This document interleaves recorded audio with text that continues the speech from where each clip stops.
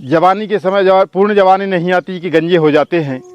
और वह गंजापन दूर करने के लिए बालों का झड़ना, बालों का टूटना, बालों का जो है दोमुहे हो जाना, दो मुँहे बाल हो जाया करते हैं, और अन्य जो मस्तिष्क संबंधी रोग हैं और जो बाल विकार, बालों के जो उखड़ना है, झड़ जाना है, तो इसको रोकने के लिए जो विशेष एक हार्मोन्स की आवश्यकता होती है और उसका निष्पादन शरीर में नहीं होता, शीर्षासन लगाने के बाद शनैः शनैः उसका निष्पादन होने लगता है और लोगों का गंजापन निश्चित रूप से अगर सतत अभ्यास करते हैं तो गंजापन भी दूर होगा, बाल नहीं झड़ेंगे, बाल नहीं टूटेंगे।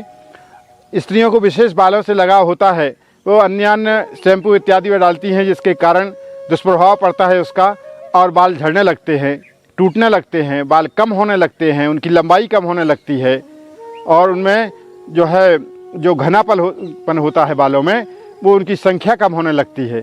अतः शीर्षासन के प्रयोग से यह सब रोग जो है नितांत रूप से, आवश्यक रूप से और नष्ट होने लगते हैं। शीर्षासन को लगाने के लिए सबसे पहले तो ध्यान देने वाली बात है कि हम सहस्रार पर, यहाँ जो शिखा के पास जो स्थान है वो सहस्रार कहलाता है, यहाँ किसी प्रकार से सहस्रार पर हम बल नहीं देते हैं। हमें शीर्षासन लगाने के लिए सर्वप्रथम इस भाग का प्रयोग करना चाहिए। धरती में जो रखते हैं हम, इस प्रकार से जो है हथेली को बना करके हथेली पर इस भाग को रखना चाहिए और फिर जो है पीछे से उठ करके सीधे हो जाना चाहिए। यह शीर्षासन का सहज और सरल अभ्यास है।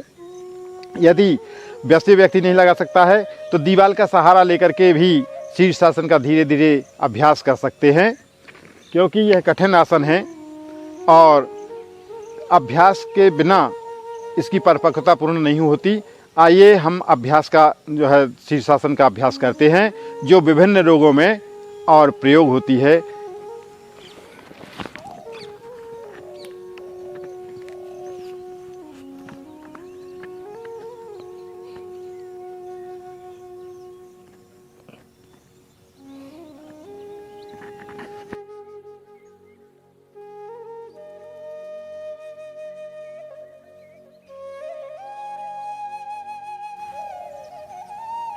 इस प्रकार से हम बिल्कुल 90 के कोण में सीधे खड़े होते हैं।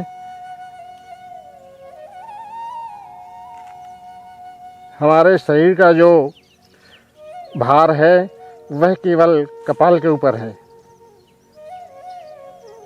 इस प्रकार से धीरे धीरे हम अभ्यास करते हैं और 1 मिनट से लेकर के 10, 20, 25 मिनट तक का भी अभ्यास किया जा सकता है और आगे अभ्यास कर सकते हैं।